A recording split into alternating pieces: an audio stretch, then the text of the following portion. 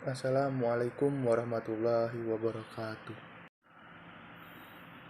Perkenalkan, saya Fikri Syakbana Daulay dengan NIM 2206239. Saya ingin mempresentasikan hasil kerja kami yang berjudul Teori Sifat 5 Faktor McCrae and Costa dari kelompok 12.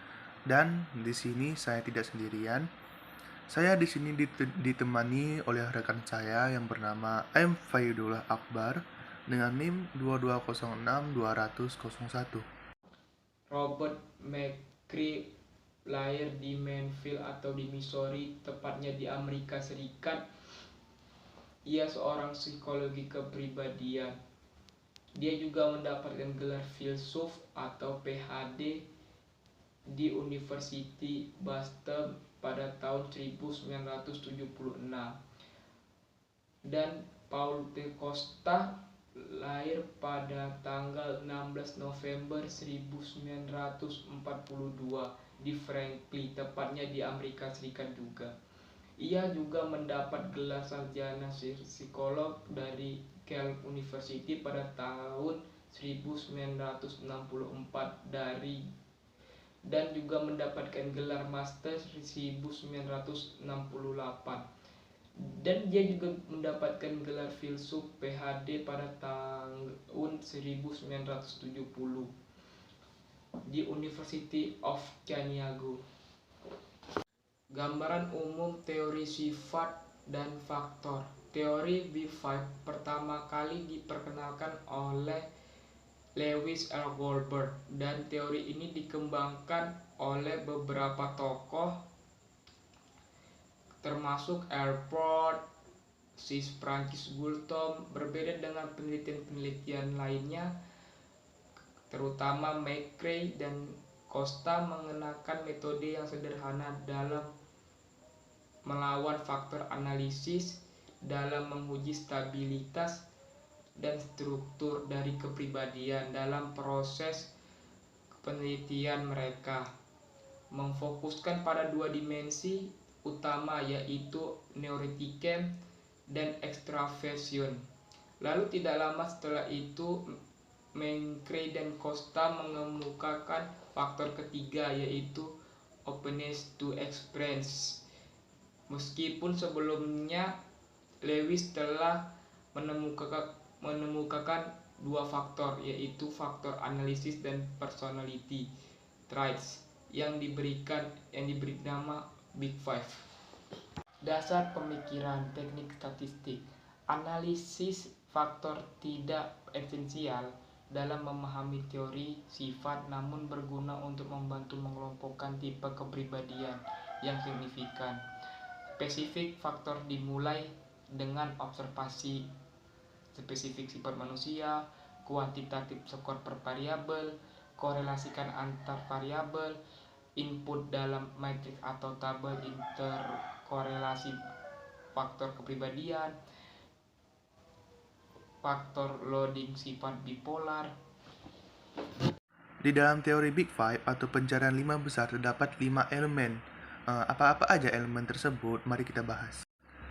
Yang pertama tuh O, openness to experience. Yang kedua C, conscientiousness. Yang ketiga E, extraversion. Yang keempat A, agreeableness. Yang kelima N atau neuroticism. Apa aja sih penjelasan dari kelima elemen tersebut? Mari kita bahas di kemudian. Mari kita bahas.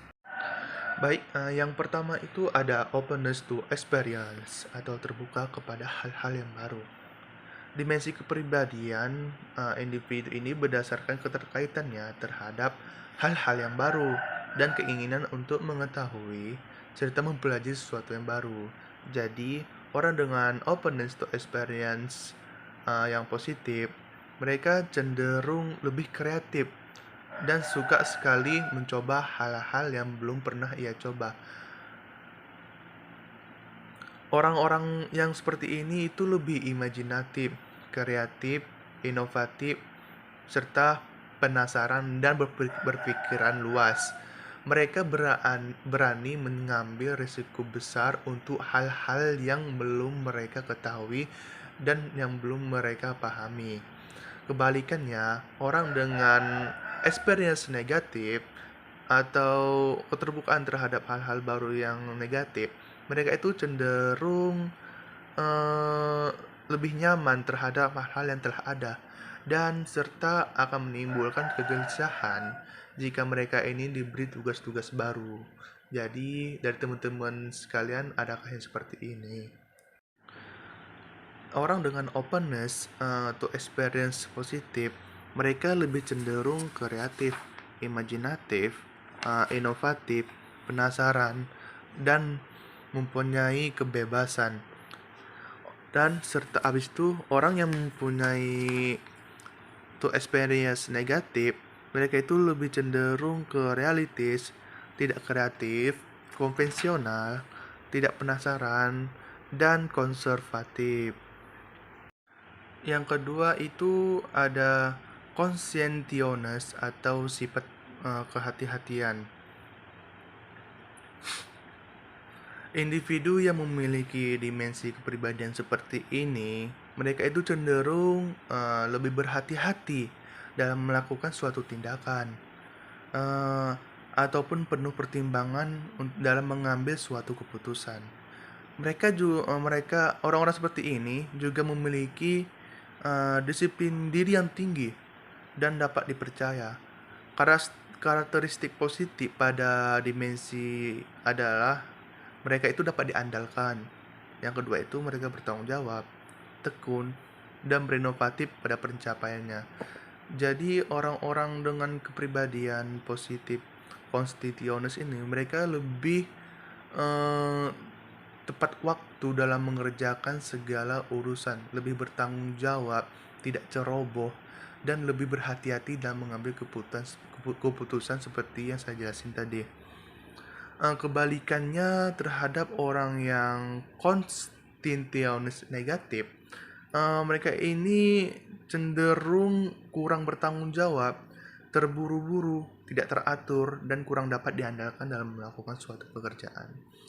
Jadi orang-orang seperti ini itu tidak dapat diandalkan lah istilahnya, karena konstitusi mereka ini negatif.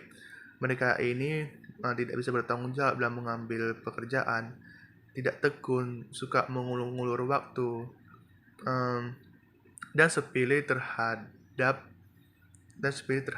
pekerjaan misalnya, dan tugas yang diberikan oleh seorang dosen misalnya. Mereka ini mengulur waktu, jadi mereka ini tidak dapat bertanggung jawab, tidak tekun, dan tidak dapat waktu. Ini yang dijelaskan oleh konstitusionis negatif. Di sini terdapat konstitusionis positif.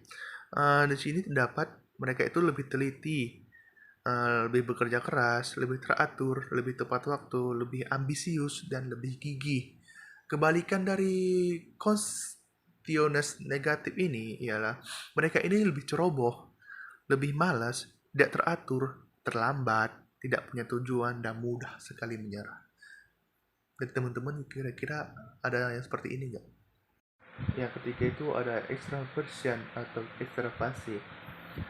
Dimensi kepribadian extraversion ini berkaitan dengan tingkat kenyamanan seseorang dalam berinteraksi dengan orang lain. Karakteristik positif individu ini ya adalah mereka itu penuh dengan kasih sayang, penuh dengan mudah bergaul, banyak bicara, menyukai kesenangan, dan aktif. Ciri-ciri orang seperti ini tuh terdapat pada orang-orang yang ekstrovert, suka bergaul, suka banyak bicara, tidak malu apabila tampil di depan umum, dan suka pada keramaian. Orang-orang pernah bilang kalau orang ekstrovert ini nyawa mereka itu ada pada keramaian. Jadi kalau misalnya seorang ekstrovert tidak ada keramaian, mereka ini cenderung kurang energi, tidak bersemangat. Jadi dengan energi Jadi dengan mereka ada energi, yaitu dengan orang ini bersosialisasi terhadap orang-orang yang keramaian. Eh, Kebalikannya, orang dengan kepribadian, maksudnya orang dengan ekspresi negatif ini cenderung orangnya tidak peduli, penyendiri, pendiam, pasif, dan lain-lain. Ciri-ciri orang seperti ini itu orang-orang yang extrovert. Mereka ini lebih cenderung tidak mudah bergaul, tidak suka keramaian, dan mereka paling suka itu menyendiri. Apabila orang-orang extrovert ini diajak misalnya pergi ke keramaian, mereka ini sangat-sangat menguras sekali energi mereka, karena itu tadi ya, karena tidak suka dengan keramaian sehingga dapat menguras energi mereka. Bagaimana cara introvert ini itu mengembalikan energi, yaitu dengan menyendiri, misalnya menyendiri di kamar atau bermain handphone dan lain sebagainya. Yang keempat itu ada agreeableness. Agreeableness ini mereka ini sifat kepribadiannya itu lebih mengindikasikan kepada seorang yang ramah, memiliki kepribadian yang selalu mengalah, lebih suka menghindari konflik, dan memiliki kecenderungan untuk mengikuti orang lain. Individu dengan tipe kepribadian agreeableness ini mempercayai orang lain dan jarang sekali mencurigai niat yang tersembunyi. Saat individu yang agreeableness mempercayai orang lain, maka ia pun akan menjadi individu yang dipercayai orang lain juga. Ini ditandai oleh kejujuran serta keterus-terangannya. Seorang yang memiliki agreeableness yang tinggi digambarkan sebagai orang yang memiliki value, suka membantu, forgiving, penyayang, serta orang agreeableness ini cenderung tidak mementingkan diri sendirinya, sebagaimana yang tercermin dalam kebijaksanaan serta keinginan mereka untuk membantu orang lain. Individu yang agreeableness ini pada dasarnya lembut dan mau mengalah demi orang lain tadi. Dan sisi negatif dari orang agreeableness ini ialah orangnya itu keras hati, penuh dengan kecurigaan, pelit, bermusuhan, kritis, dan suka marah. Jadi ini kebalikan dari agreeableness yang positif tadi. Dan yang terakhir itu ada neuroticism. Orang dengan neuroticism merupakan orang yang dengan penyesuaian diri dengan ketidakstabilan emosi. Dari dimensi ini dapat diidentifikasikan kecenderungan individu. Apakah mereka ini mudah tertekan secara psikologis, mempunyai ide-ide yang tidak realistis, keinginan atau dorongan yang berlebihan, dan kegagalan untuk memberikan respon-respon yang tepat. Neuroticism dapat dicirikan dengan kepemilikan emosi yang negatif, seperti rasa khawatir, cemas, rasa tidak aman, dan labil. Secara emosional, mereka ini dianggap labil dan suka mengubah perhatian menjadi sesuatu yang berlawanan. Mereka ini akan kesulitan dalam menjalin hubungan dan berkomitmen. Mereka juga memiliki tingkat self-esteem yang rendah. Individu yang memiliki nilai yang tinggi dalam dimensi kepribadian ini, mereka itu mudah mengalami kecemasan, rasa marah, depresi, dan memiliki kecenderungan serta emosional yang reaktif. Justru kebalikannya, seseorang dengan tingkat neuroticism rendah cenderung mereka ini lebih bahagia dan puas terhadap hidupnya dibandingkan dengan seseorang yang memiliki tingkat neuroticism yang tinggi.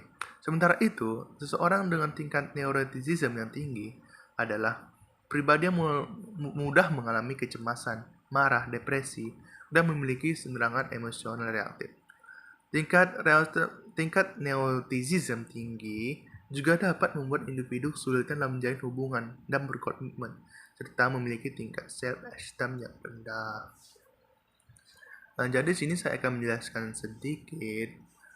Di sini tidak ada positif maupun negatif. Di sini sama aja. Ini berpengaruh terkait kepada interpersonal kita. Bagaimana kita menanggapi kelima elemen tersebut. Jadi tidak ada perbandingan positif maupun negatif di dalam 5 elemen ini. Nah, tadi kan saya sudah menjelaskan terdapat 5 elemen dalam teori Big Five. Sekarang saya akan menjelaskan asal mula teori Big Five ini dan apa aja sih evolusi dari Big Five ini. Mari saya jelaskan. Yang pertama itu asal mula teori Big Five. Teori kepribadian Kettle berawal dari teorinya Gordon W. Allport, yakni mengenai trait yang lebih dikembangkan lagi. Kettle mendefinisikan trait sebagai kecenderungan reaksi yang relatif permanen yang merupakan bagian dari kepribadian. Menurutnya, traits adalah konsep yang penting dari teorinya. Trait juga disebut sebagai struktur mental, elemen atau komponen dari kepribadian. Untuk memahami individu, kita harus mengetahui bentuk traits yang tepat yang menentukan seseorang sebagai individu. Adapun teori dari Kettle ini dikenal dengan analisis faktor, yaitu sebuah prosedur statistik untuk mengukur faktor-faktor umum pada individu. Menurut Kettle, analisa faktor adalah alat untuk menjelaskan berbagai masalah yang semuanya telah disusun dalam suatu kerangka sistematis. Teori analisis faktor berdasar pada korelasi antara variabel pengukuran untuk mengukur faktor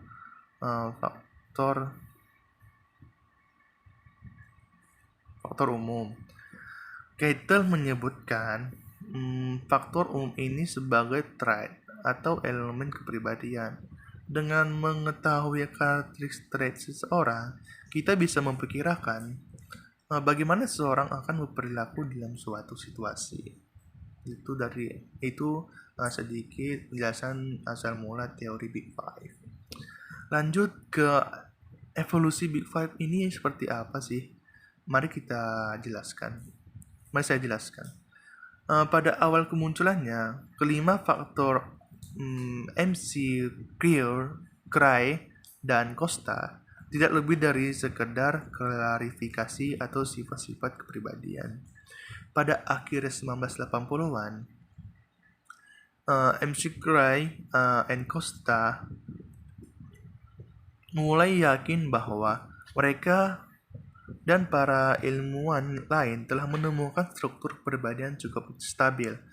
Cray and Costa menolak teori-teori terdahulu yang mereka anggap terlalu bergantung pada pengalaman klinis dan spekulasi pasif. Pada tahun 1980-an, perbedaan dari teori klasik dengan teori modern semakin terlihat jelas. Hal inilah yang menjadi dorongan Cray and Costa untuk menemukan teori alternatif yang lebih dari sekedar klarifikasi 5 faktor-faktor sifat kepribadian. Menurut Cray ini and Costa, hal yang paling mendasari agar tercapainya suatu alternatif ini adalah teori alternatif ini harus mencakup perubahan dan pertumbuhan yang telah terjadi selama 25 tahun dan juga tetap terikat pada prinsip empiristik yang terjadi selama penelitian. Maka selama 25 tahun ini, Cray and Costa terus mengembangkan model 5 faktor ini hingga menjadi teori Big Five. Begitu sedikit penjelasan tentang evolusi Big Five. Untuk analisis kasus dari teori sifat 5 faktor ini, kami mengambil kasus Florence Sihombing pada tahun 2014, yang mana ia merupakan seorang mahasiswa UGM yang mengunggah status di jejaringan sosial. Postingan ini berisikan makian pada warga Jogja. Florence menghimbau warga kota lain seperti Jakarta untuk tidak berkunjung ke kota tersebut. Hal tersebut terjadi lantaran Flo merasa kesal akibat ditolak ketika membeli bahan bakar sepeda motornya karena dianggap melanggar antrian. Status tersebut kemudian menjadi viral di berbagai jejaring sosial seperti Twitter dan Facebook, sehingga menimbulkan kemarahan publik dan menghantarkan hingga ke ranah hukum. Akibat unggahan ini, kemarahan di jaring sosial itu, ia dikenai hukuman 2 bulan penjara. Dikutip dari Sucahyo 2015. Di sini terdapat aplikasi teori 5 faktor atau disebut dengan Big Five Theory. Ada beberapa penjelasan terkait aplikasi teori 5 faktor ini. Yang pertama itu penelitian terkait sifat, yang kedua sifat di dalam aspek akademik, yang ketiga sifat yang dipengaruhi oleh internet dan bagaimana dampak serta kesejahteraan penggunanya. Yang kelima itu yang terakhir itu emosi yang mempengaruhi sifat. Penjelasannya mari kita bahas. Penelitian terkait sifat ini digunakan Robert and Costa, sangat populer dalam ranah kepribadian. Costa and Craig sendiri telah mengembangkan inventory kepribadian yang digunakan dengan luas, yaitu NeoPi.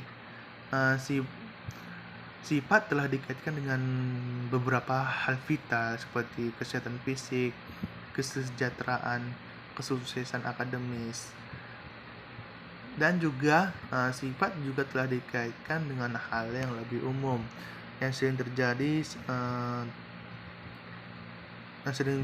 pada keseharian kita, seperti suasana hati misalnya. Misalnya itu ketika kita sedang mengikuti tes misalnya tes TNI tidak lulus misalnya kan, itu bagaimana suasana hati kita mempengaruhi sifat pada interpersonal kita. Yang kedua tuh sifat dan aspek akademis. Sifat-sifat kepribadian adalah prediktor yang kuat untuk banyak aspek kehidupan. Salah satu area yang telah menerima banyak penelitian adalah hubungan antara sifat dengan performa akademis yang diukur melalui skor tes yang terstandarisasi dan indeks prestasi kumulatif atau IPK. Penelitian Eric Novel dan Richard Roberts, mereka ini telah meneliti lebih dari 10.000 pelajar untuk melakukan penelitian ini, dan hasilnya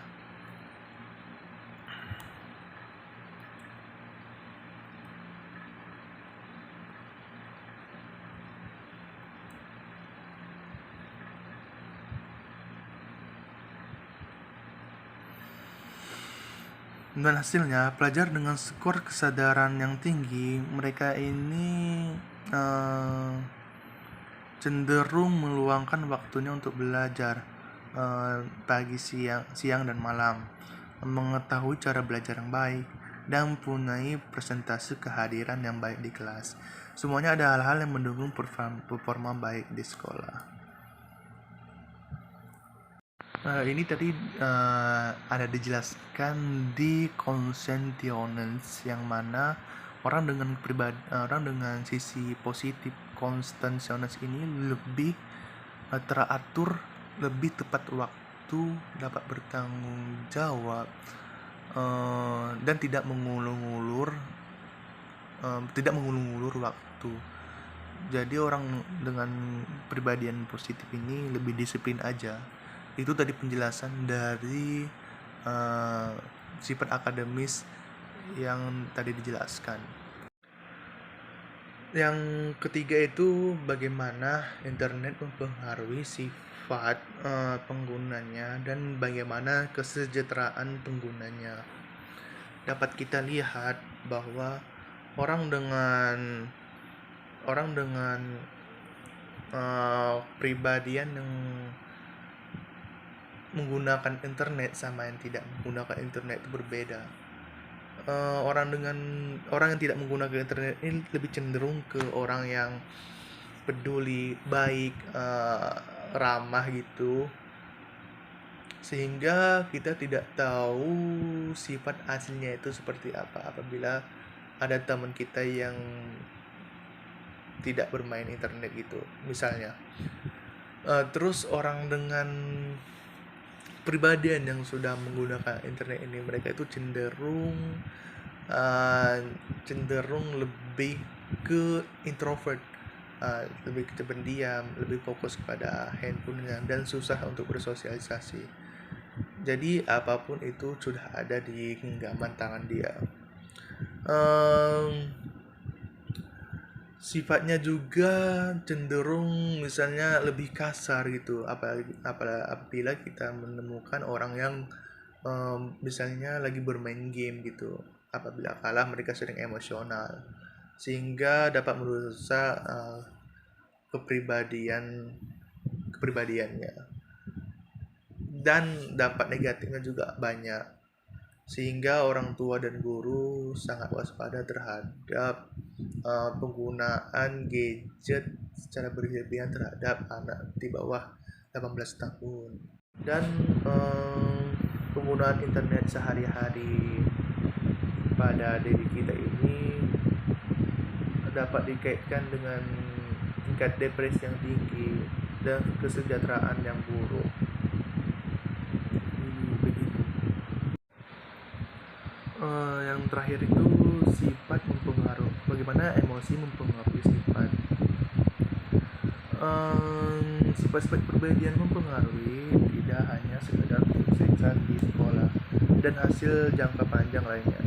Sifat juga mempengaruhi suasana hati yang dialami seorang sehari-hari. Apabila Anda melihat secara cermat pada hal-hal yang mendeskripsikan setiap sifat, terutama ekstroversi dan neurotisme, hal ini tidaklah mengejutkan. Orang dengan ekspresi tinggi akan menjadi pribadi yang menyenangkan dan bergaya.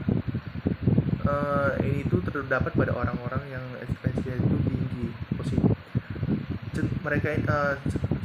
Selanjutnya, sementara orang dengan neurotisme tinggi akan menjadi pribadi yang cemas, mudah kaku.